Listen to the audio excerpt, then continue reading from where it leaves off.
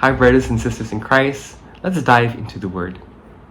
Now, in today's Gospel, taken from Matthew, we see the mother of Zebedee's sons approaching Jesus and asking him a huge favor. She turns to him and says, "Grant that one of my sons will be able to sit at your right and the other on your left in your kingdom." And Jesus turns to her, very, very baffled. I'm sure he must have been baffled. He turned to her and said, "You do not know what you're asking?" And then he turns to her sons directly and he says, "Can you drink the cup I am going to drink?" And now what did Jesus mean by this? Prior couple of verses before, we see Jesus predicting his own death a third time. He was sharing again that he will be condemned to death. He will be crucified, flogged, mocked.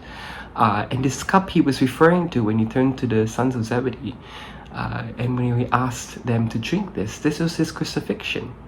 Are you able to follow me and be crucified with me?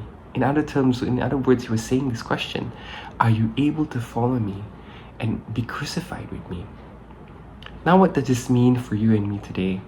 Very often we fall in the same pattern like the sons of Zebedee. We want recognition, we want rewards, we want to be praised for all that we do for the Lord and His people, to be given priority, to be given leadership positions and to hold on to titles, to be recognized for years and years of service, to be rewarded because we have been giving our talents and gifts for the Lord and His people, for the ministry, for the church, for everything that we do.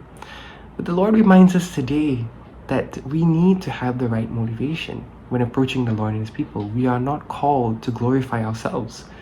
We are not called to glorify ourselves, but rather the Lord. Whoever wants to be first must be your slave, just as the Son of Man did not come to be served, but to serve and to give His life as a ransom for many. Brothers and sisters, we are called to do the same. To die to ourselves, to die to our selfish desires, our selfish wants, to humble ourselves, and to serve and give our lives to the Lord and His people. To be motivated by this, to not glorify ourselves, but to seek to glorify the Lord and serve the needs of His people.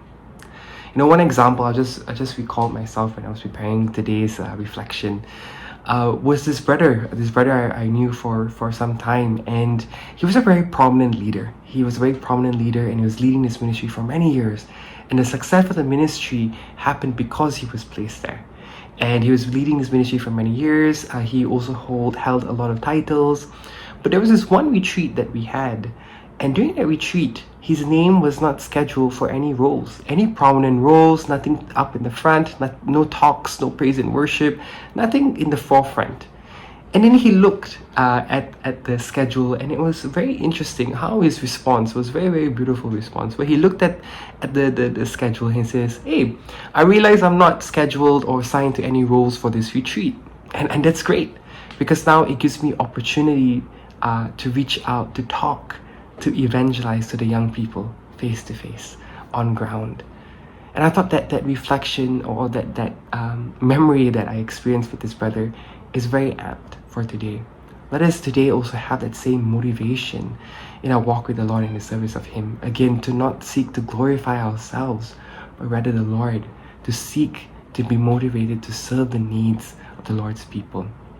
Let us remember all our talents and gifts comes from the Lord and not our own. So, brothers and sisters, let us during this time, this season of Lent, to die to ourselves, to die to our selfish wants and desires, to humble ourselves, so that Christ may live more in us.